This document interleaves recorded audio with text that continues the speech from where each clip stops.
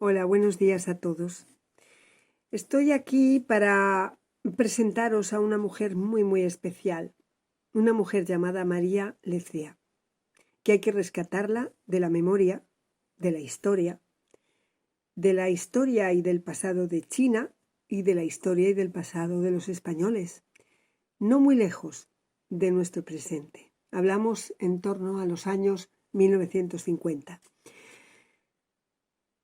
Hablo en nombre de la Universidad Autónoma de Madrid como representante de la universidad y también del Instituto Confucio de Madrid, cuyas instituciones, tanto la UAM como el Confucio de Madrid, pues han organizado y han patrocinado este evento. María Lecea ha sido una mujer republicana que en 1939 pues tuvo que huir de España con destino a la Unión Soviética. Llegó a China, por lo tanto, en 1955 y eran tiempos en los que el joven gobierno chino, que era comunista, pues apenas tenía contacto con países extranjeros. Fue una de las pocas extranjeras que vivían en China y fue ella quien se convirtió en maestra de la primera generación de hispanistas que nacieron en China. Entre ellos se encuentran políticos de prestigio, embajadores, investigadores e incluso famosos traductores, como el traductor Tong Yansheng, que ha traducido al chino nuestra famosa obra de El Quijote. Con el enfrentamiento entre la Unión Soviética y China, María Lecea se vio obligada a dejar el país asiático con destino a Argelia en 1964. Y siguió, por supuesto, con esta tarea de difusión de la cultura china, de la lengua y cultura españolas al mismo tiempo, muy lejos de su amada Pekín. Tuvo ocasión, sin embargo, de regresar a Pekín en el año 1984 para reanudar de nuevo esa relación tan fértil y cultural entre China y España. Justamente en esa ocasión, en 1984, y en otro año, 1992, yo la conocí allí en Pekín. Tuve ocasión de hacerle una entrevista que se publicó en una revista conocida de Pekín llamada Sibanya, España. Bueno, ella también tradujo desde el francés al español y tradujo el Tratado de Pintura de Shethao y la novela Peregrinación al Oeste de Wu Chen-en. Lo que pasa es que ella lo tradujo del francés, no directamente del chino. En el año 1989, María Lecea fue testigo de los históricos y dramáticos sucesos de la plaza de Tiananmen, donde hubo una represión estudiantil muy fuerte, y regresó entonces definitivamente a España.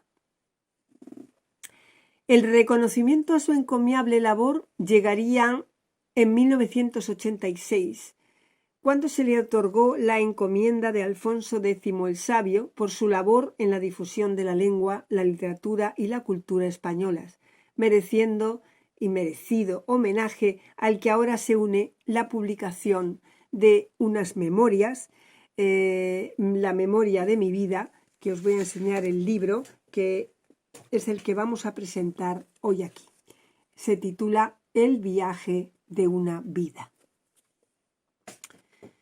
En su periplo viajero, pues María Lecea ha viajado y visto muchos países. Ha estado en Francia, ha estado en Rusia, en China, en Argelia y otra vez en China y por último en España, donde murió. Siempre latía en María Lecea una idea sentenciosa de sus memorias, que decía: íbamos a empezar una nueva vida. En realidad, María Lecea siempre estaba iniciando nuevas vidas en cada país al que asistía. Dejó amigos, dejó grandes estudiantes, dejó mucho amor por la cultura, tanto española como por la china. Hoy hemos invitado a su hija, Ana María Melendo Lecea, a la que vamos a entrevistar. Le vamos a hacer algunas preguntas sobre su madre, sobre sus recuerdos y sobre la composición de este libro que os acabo de presentar. Espero que os guste esta entrevista. Muchas gracias. Querida Ana María Melendo Lecea, hija de María Lecea, bienvenida. Es un placer tenerte aquí, es un placer poder hablar hoy contigo y que nuestros estudiantes conozcan las anécdotas, la vida de tu madre, María Lecea, en una China antigua ya de los años 50, también de los años 80, estuvo en varias ocasiones en China, y donde tú naciste. Nos gustaría saber, para empezar, desde tu perspectiva, cuál es la historia de tu madre, o sea, cómo sientes tú la historia de tu madre y qué puedes recordar de todo aquello. Bueno, yo mi madre, el recuerdo que tengo es ya en Argelia, en la final de los años 60, hasta que falleció en 2003. Y el periodo que he vivido con ella es ese, Argelia y luego España. Entonces, lo que os puedo contar son más los recuerdos que ella me ha transmitido. Lo importante es que a través de esos recuerdos me ha hecho descubrir 3 países: España, la Unión Soviética y China, en la época en la que ellos vivieron en esos 3 países. Y gracias a eso me ha hecho apreciar esas culturas, amar particularmente España y China, porque mi madre tenía realmente predilección por ese país. Y eso pues se lo agradezco realmente. Bueno, Ana, entonces, por favor, ¿nos puedes contar qué imagen de China tienes en tus recuerdos? Ya que no la has vivido con ella, pero ¿qué te ha transmitido ella de China? ¿Cómo son esos recuerdos? A ver, lo primero, bueno, son muchos, son muchos. Desde que ella empezó de casualidad, dio con 3 libros sobre China cuando vivía todavía en Moscú y eso le empezó a hacer descubrir un país que le fascinó. Entonces, cuando después les propusieron a ellos como a otros profesores de español ir a China a enseñar español, pues mis padres la verdad es que no lo dudaron mucho. Y luego me contaba todo, es que me contó muchas veces el tren que los llevó desde Moscú hasta Pekín, que duró, si recuerdo bien, 9 o 10 días, el paso de la frontera con el cambio total de todo, de gente, de paisaje, de comida, la recepción que les hicieron muy, muy agradable, el primer banquete chino, que como sabéis son muchos platitos y todo eso le fascinó.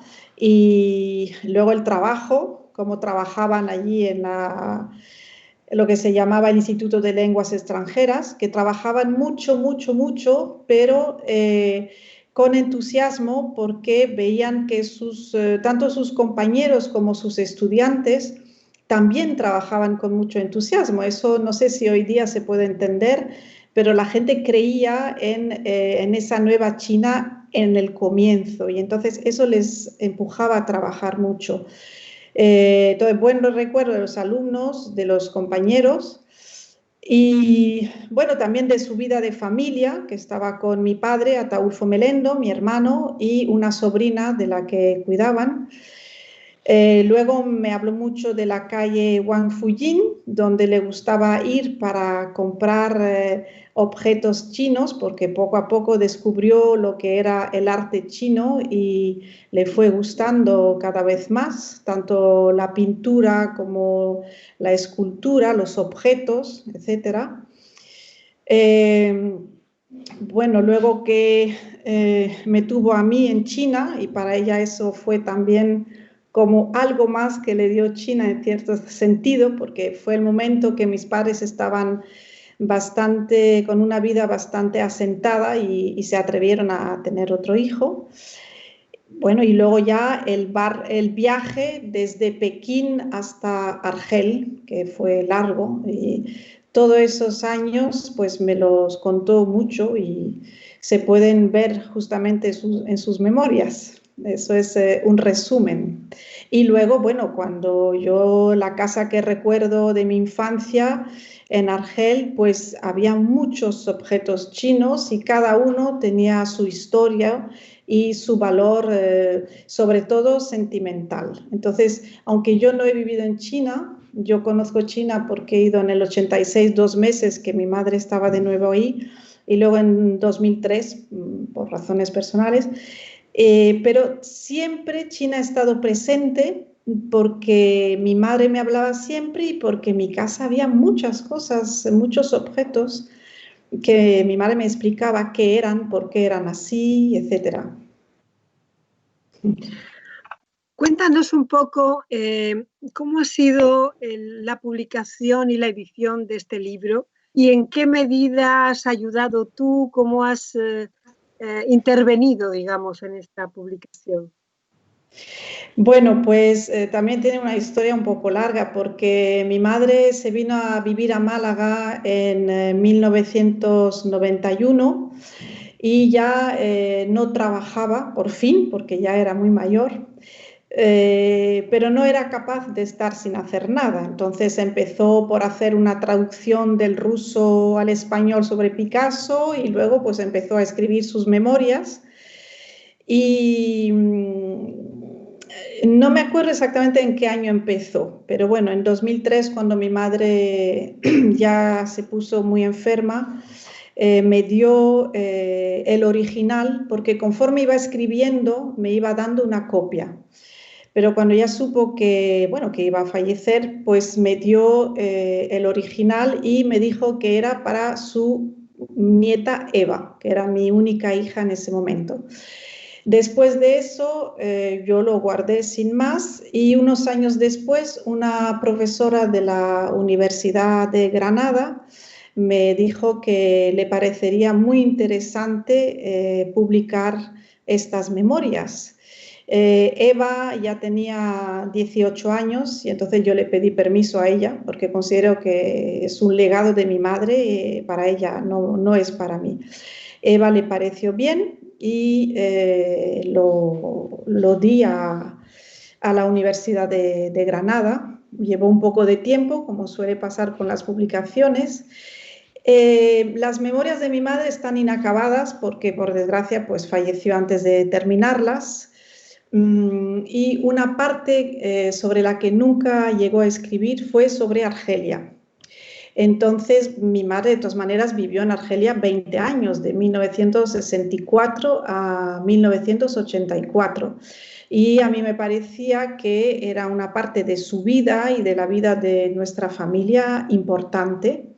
Y propuse a la Universidad de Granada escribir yo sobre esa parte y que ellos lo pusieran como vieran mejor, o bien en medio con otra letra o al final con un anexo. Al final se puso en un anexo del libro.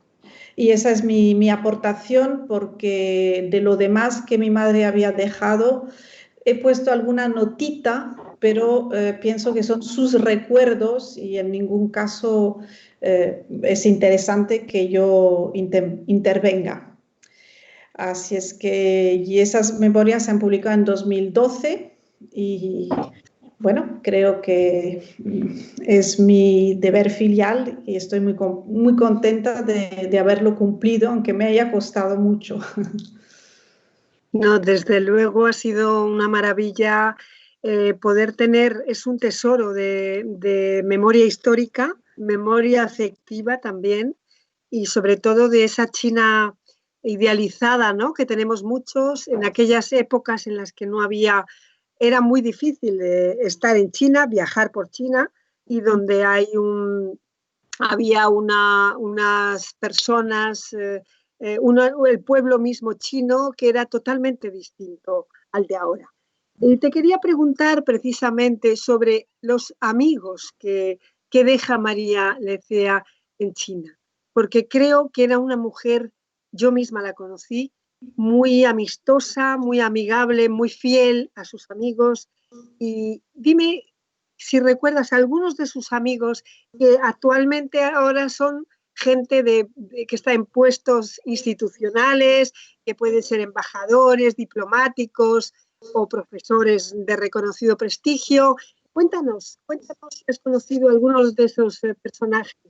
Bueno, ahí no he conocido a muchos. El que más he conocido es al profesor Tong Yanshen, que fue uno de los primeros estudiantes de mis padres, tanto de mi padre como de mi madre, y que luego fue amigo de mi madre. En fin, con él creo que guardó siempre el contacto, y cuando mi madre volvió a China en 1984, volvió a ver a Tong Yanshen. Y bueno, se entendían muy bien, tenían muchos gustos similares, hasta por las canciones, cantaban juntos. Entonces, eso sí, luego he sabido efectivamente que muchos de sus alumnos han sido embajadores en diferentes países de América Latina. Personalmente no los he conocido. Cuando mi madre falleció, me llamó un señor Tang, y que había sido alumno suyo y tenía un puesto importante, pero solo hablé con él por teléfono. O sea, he conocido, lo que ha sido muy entrañable es que yo viví unos meses en China cuando nací, y hay gente, alumnos suyos en ese momento, que me conocieron, y cuando volví yo en el año 86, los conocí realmente. Profesores suyos, profesores en ese momento que habían sido alumnos suyos, pero no me acuerdo muy bien de los nombres, la verdad, lo siento. Sé que cuando llegaron a China había algún español más, y había algunas personas de América Latina, pero personalmente no los conocí. Bueno, Yo he estado leyendo el libro, me ha dado mucho placer, he recordado muchas cosas también de cuando yo viví en China en los años 90, aunque fueron muchos años más tarde, y he sentido que el estilo de tu madre era un estilo muy directo, muy espontáneo, muy sencillo, ¿eh? Y entonces, ¿qué diferencias has encontrado tú cuando tú has hecho el capítulo de Argelia, verdad? ¿Qué diferencias has visto entre el estilo de ella y el tuyo? ¿Qué podrías decirnos? Bueno, pues yo creo que eso lo puedes decir tú más que yo desde fuera, porque, a ver, yo he releído varias veces las memorias, aunque no sea de la primera a la última página, he leído pasajes varias veces antes de que se publicaran y a cada vez lo he sentido de manera distinta. Es muy curioso. Al comienzo me costaba mucho, lloraba incluso porque tenía la muerte de mi madre bastante cercana. Y poco a poco he podido entrar en el estilo de mi madre, que finalmente no lo encuentro tan sencillo como me pareció al comienzo. Hay descripciones en la parte de China que me parecen un poquito más rebuscadas o complejas que todo eso. Yo creo que se va a reflejar al que lea las dos partes, la suya y la mía pequeñita al final sobre Argelia, se va a reflejar el carácter de cada uno. Yo a lo mejor por mi formación de escuela francesa un poco más cuadriculada, un poco más descriptiva, pero no lo sé, efectivamente yo creo que el libro refleja, como tú bien dices, ese carácter suyo espontáneo, pero a la vez, cuidado, porque mi madre quería mucho a sus amigos, pero luego ella decía lo que ella quería decir. Entonces, creo que eso también se refleja en el libro. O sea que podríamos ya para terminar, digamos, resumir un poco el carácter, ¿no?, de tu madre. Era alguien que era muy verdadera, ¿no? ¿Es así? Muy Sí. directa. ¿Qué más nos puedes decir de su personalidad? A ver, yo creo que mi madre siempre ha hecho lo que ella ha querido. Desde que en 1939, con 17 años, decidió, además me lo contó así, que se puso en el mercado ahí de Alicante, donde ya estaba, pensó mucho qué iba a hacer y decidió que se iba con 17 años, ¿no? Bueno, se iba también porque se iba mi padre, sola no lo habría hecho. Entonces, claro, yo eso que ahora soy madre también, digo, bueno, pues eso no lo hace cualquiera, decidir solo que se va, ¿no? Y yo creo que eso muestra toda su personalidad, que todas las elecciones que ha hecho, las ha hecho porque ella ha querido en el momento que ha querido. Y además mi madre no gritaba ni nada, ella tomaba su decisión y era así y ya está. Luego, pues eso, luego era una mujer muy cariñosa y daba mucha importancia a la amistad, también es verdad.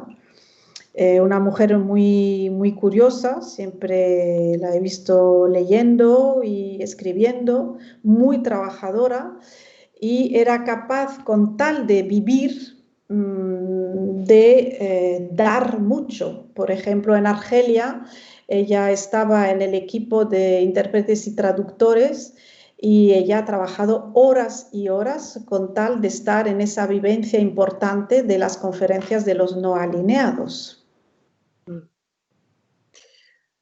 Bueno, Ana, pues hemos llegado al final de la entrevista. Te damos las gracias de verdad por tu colaboración y por estas respuestas que nos ilustran un poco más este libro fascinante de las memorias de tu madre, que agradecemos mucho su publicación y tu colaboración en él, por supuesto.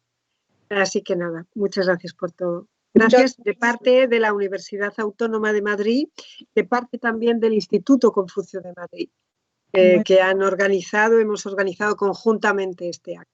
Muchas gracias a ti y a todos vosotros.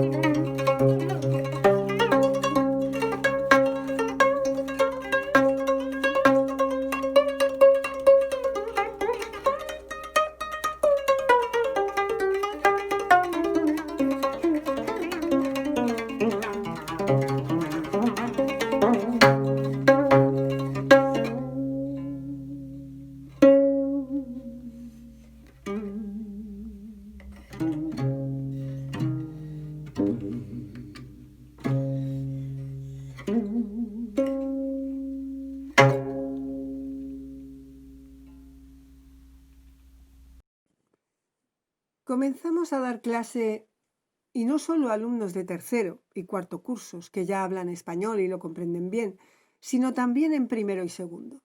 ¿Cómo es posible? Muy sencillo.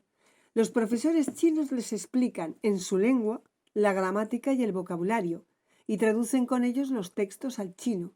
Luego practican con nosotros lo aprendido. No nos resulta nada fácil, pues tenemos que recordar muy bien lo que han aprendido, tanto de gramática como de léxico, en cada lección, y no emplear palabras ni fenómenos gramaticales que no conocen. Me encantan el entusiasmo con que nos hablan, los diálogos que improvisan entre ellos y los pequeños relatos que se inventan. Cuesta mucho, por lo general, hacer hablar a principiantes, pero aquí no es el caso. Su gran afán de aprender y la tenacidad china son, a mi parecer, los secretos del milagro. Con estudiantes así es un placer enseñar. Tenemos muy pocas horas de clase a la semana. Acostumbrados a los horarios recargados de Moscú, nos sentimos mal, como si abusáramos de la amabilidad de nuestros jefes y colegas y estuviéramos casi de vacaciones. Y eso que trabajo no nos falta, pues entre otras cosas tenemos que mejorar el nivel de conocimientos de español de los 3 profesores jóvenes que son nuestros auxiliares. Han de formarse aceleradamente, pero no será difícil ya que ponen mucho empeño en el estudio y progresan con rapidez. Cometemos la imprudencia de pedir más horas de clase y nos doblan el horario, nada menos. ¿Y cómo vamos a protestar si nosotros mismos lo hemos querido? Los domingos vamos de excursión a diversos lugares con alguno de nuestros jóvenes colegas o con un grupo de estudiantes.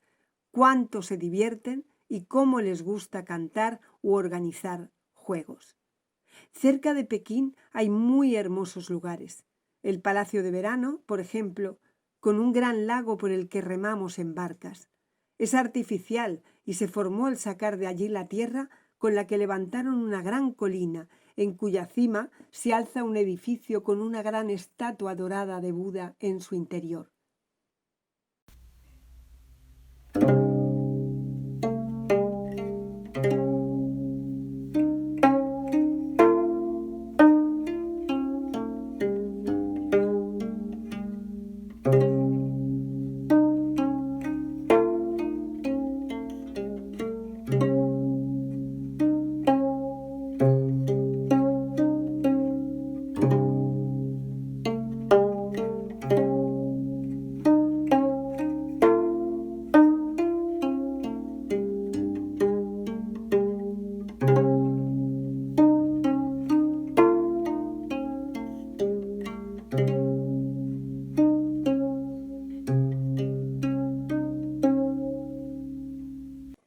Una noche nuestro decano nos llevó a ver una función de la Ópera de Pekín. Al principio resulta desconcertante. No hay decoraciones. La escena está desnuda. Solo una mesa y un par de sillas cubiertas con una seda roja y dorada. La orquesta de instrumentos chinos está a la vista en la parte derecha del escenario. La música es ruidosa, con estruendo de batintines y címbalos y los agudos sones de los erhu, violines chinos de 2 cuerdas. Los personajes llevan ropajes suntuosos y van calzados con una especie de coturnos negros con suela blanca y muy gruesa. Los generales ostentan unos vistosos cascos con pompones y 2 espléndidas plumas de faisán. Las caras están pintadas con colores simbólicos. El rojo denota valor y lealtad, el azul crueldad, el negro osadía y viveza, el blanco maldad y astucia, pero una mancha blanca en la nariz y los pómulos caracteriza a los personajes cómicos. También los gestos tienen su simbolismo. Mesarse las barbas expresa enfado o reflexión, extender las manos agitándolas con furia, enojo. Si el personaje se tapa un poco la cara con la mano mirando al público, quiere decir que no le oyen los otros que están en escena. Si arremolina la larga manga en torno del antebrazo, está subiendo escaleras, etc. También es preciso saber lo que son ciertos objetos. Por ejemplo, un látigo adornado con borlas es un caballo que al apearse el jinete entrega a su escudero. Unos zorros de crin sacudidos por la escena indican la presencia de un fantasma, de un dios, de un hada. En fin, es evidente que debemos aprender muchas más cosas para poder saborear mejor este rico espectáculo en el que hay de todo: canto, esgrima, lucha, acrobacia, declamación. El público que nos rodea sí que disfruta. No aplauden, pero si algo les entusiasma, alzan la mano con el pulgar erguido y gritan ¡Jao!, todos a una con tremenda fuerza. Nosotros hemos podido comprender lo esencial de los fragmentos de ópera representados porque nos han proporcionado las hipnosis de estas obras, la mayoría muy populares en China. Nos han hablado de un artista famosísimo, de Mei Lanfang, que representa a la perfección papeles de dama joven. Como estaba prohibido que actuasen en escena mujeres, son hombres quienes los interpretan. Es muy raro que Mei Lanfang, con más de 60 años, participe en alguna función, pero tal vez tengamos la suerte de verlo con motivo de alguna gran celebración. Bueno, esta es la obra que estoy leyendo, de nuevo os la enseño, El viaje de una vida, Memorias de María Lecea, en donde, como ya sabéis, ha estado en muchos países, ha viajado por muchos lados, pero tiene dos capítulos enteros dedicados a China y a todas sus experiencias vitales en este país. Solamente, y ya para terminar, quería dar las gracias de nuevo a la Universidad Autónoma de Madrid, quería dar las gracias al Instituto Confucio de Madrid, a Gladys Nieto, su directora, y sobre todo a Ana María Melendo Lecea, que hoy ha tenido la amabilidad de entrevistarse con nosotros para explicar a nuestros alumnos, para ilustraros en definitiva sobre la presencia y la existencia y la memoria de esta gran mujer, valiente, directa, honesta, verdadera, que deja muchos amigos y deja un recuerdo muy vivo, muy dulce, muy tierno en todos los que la conocieron. Muchísimas gracias a todos y hasta otra. Gracias.